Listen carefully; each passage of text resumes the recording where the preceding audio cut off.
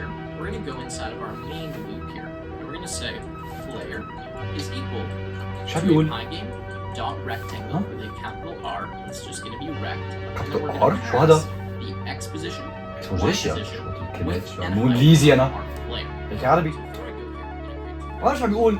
عم بعرف عم بيقول شو بدي اعمل؟ كيف انا بدي اعمل شيف؟ بدي اعمل لعبه لايك سونيك.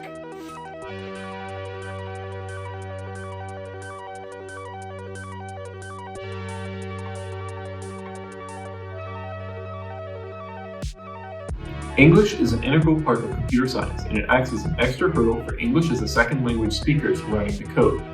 But how? Let's take a look at my bot that I wrote to beat Google Snake. Wow, look at him go. Here is the code I wrote for that. What is all this English doing? Robot, mouse, move, press, release? Why is this here? Why don't we just get rid of it? Then the English language barrier wouldn't exist. Well, that has actually been done before. This is BrainFuck, a complete language made up of only 8 characters. So let's just learn this and it'll all be good. Okay, so you just increment to the cell, and then increment the value in a loop to get to capital H, and then use a dot to output it, and then increment it down in a loop. And we do this, and then we live, and then this is code that prints hello world in BrainFuck. And here is that code in Python. English and computer science makes the code much easier to learn and understand, at least for English speakers. Back to my Google Snake bot. Wow, look at him go. Let's analyze the code. This line moves my mouse to a point on the screen.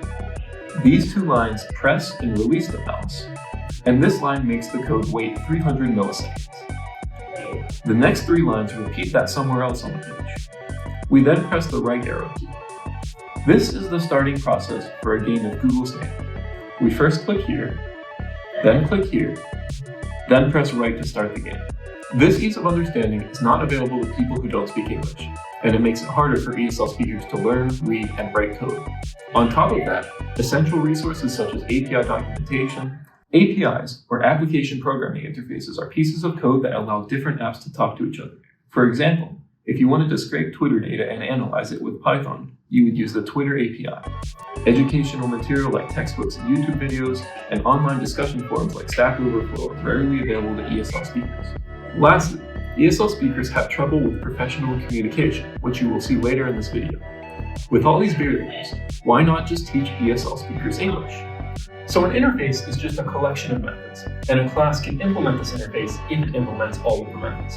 For example, the comparable interface. If a class overrides the compare2 method, it can implement comparable, and you can easily sort an array list of this object. Yes, a question. هي في تعملها أكثر من واحدة؟ في تعملها أكثر. Because it is hard to learn English and learn to code at the same time, ESL speakers will still be at a disadvantage. This is despite attempts to improve this, such as the use of simplified English in instructional material, the use of more graphics in instructional material, and even the use of pair programming, which is when an English-speaking student is paired with a non-English-speaking student in hopes that the English-speaking student can teach the non-English-speaking student English. However, when people learn to code in English instead of their native language, they lose aspects of that language. And one cannot separate the language from the culture. We share the culture through the language. Therefore, once a person has lost his or her language, then it means that he or she has also lost the cultural identity, because there will be no culture that that person identifies with. So maybe we don't solve it. Do we really care about ESL speakers in computer science? I'll let Joy Bowenviedi, MIT PhD and star of Coded Bias, answer that question in her TED Talk. Hi camera, I've got a face. Can you see my face? No glasses face? You can see her face. What about my face?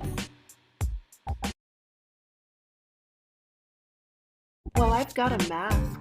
Can you see my mask? So what's going on? Why isn't my face being detected? Well, we have to look at how we give machines sight.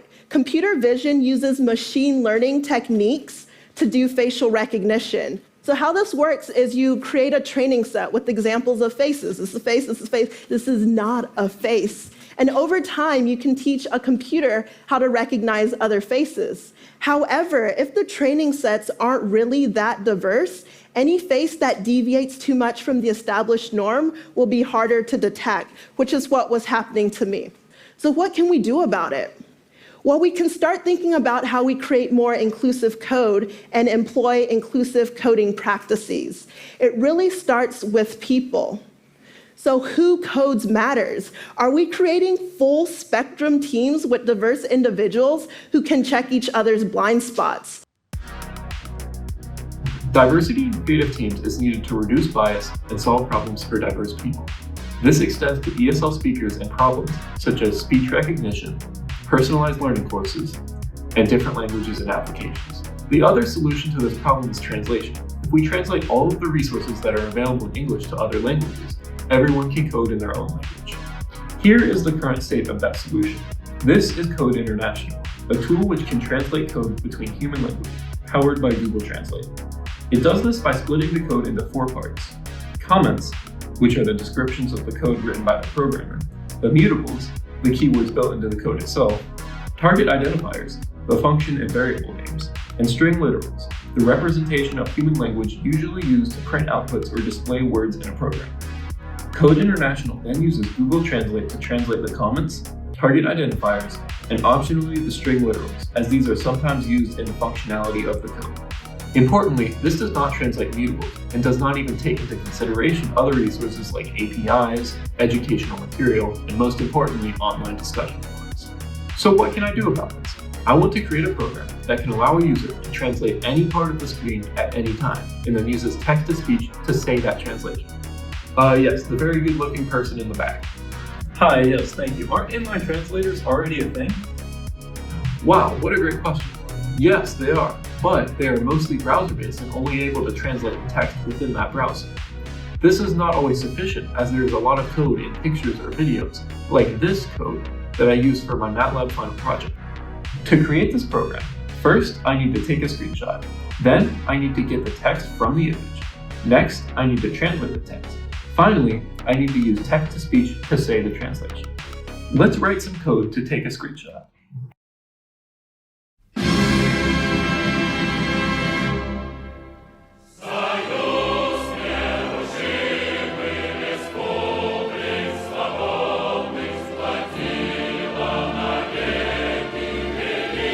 This is why these discussion forums are so important. They have so many small parts of code to copy. Also, they have resources to help debug, like here where I tried to save the image with the wrong file name. If I didn't speak English, I would not be able to use this resource. Now I need to read the text from the image. I have already done this in my typeracer file, so I can just copy and paste some more code. Now we need to write some code to translate the text.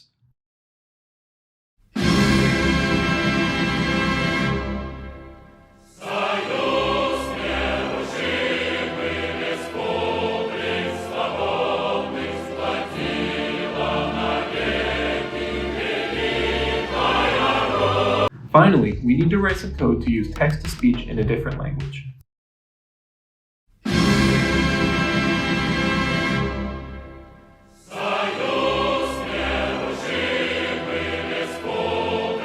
I also needed to download the text-to-speech software, and I found this video explaining how to do it. आपको इस पे right click करना है, यहाँ पे export का option देख सकते हो, आपको एक्सपोर्ट करना है, या आप किसी भी फोल्डर में कर सकते हो। मैं डेस्कटॉप पे कर रहा हूँ। यहाँ लिखना है आपको मीरा M कर लेते हैं लास्ट में ताकि पता चल जाए, और that's it. अब This is an example of the barrier of professional communication.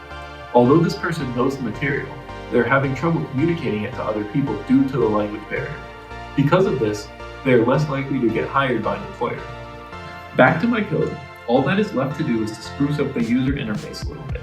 This time, I unfortunately have to write the code.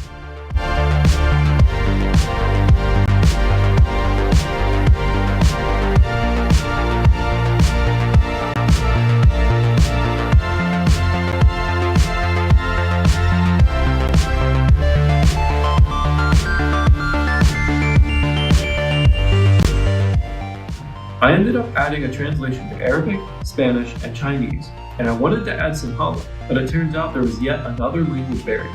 Windows doesn't even have a text-to-speech for Sinhala. So I settled on Tamil, and we now have our finished product.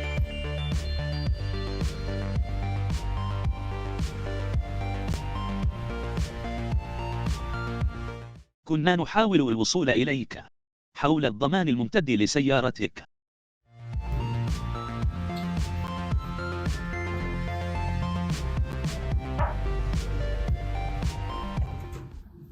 في الختام، نعم، من الممكن القيام بما يلي: فئة عامة لتنفذ CD.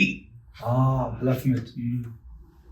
In all seriousness, this is not a complete solution. This does not help with the issue of professional communication, and Google Translate is nowhere near perfect. We need a lot more effort in the next few years to solve this. The most likely solution will be a combination of both creating resources to make it easier for ESL speakers to learn to code in English, as well as expanding the languages in computer science so that everyone can code in their own language.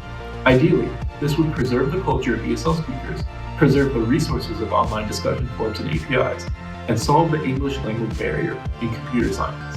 Thank you so much for watching.